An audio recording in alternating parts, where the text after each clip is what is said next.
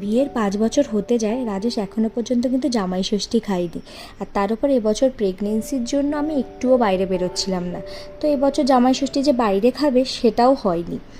আর আমরা যেহেতু ব্যাঙ্গালোরে থাকি, একবারও কলকাতায় জামাই ষষ্ঠীতে যাওয়া হয়নি, মায়ের হাতে খাওয়া হয়নি। তো আজকে একটা কাজের জন্য বেরিয়েছিলাম, হঠাৎ করে একটা রেস্টুরেন্টে যেতে গিয়ে সেখানে দেখলাম দেরি হয়ে গেছে বলে অন্য একটা রেস্টুরেন্টে গেলাম। সেখানে কি জামাই ষষ্ঠীর ভুরিভোজ হচ্ছে। ক্লে হাট নাম ছিল, কোরবাংলাতে।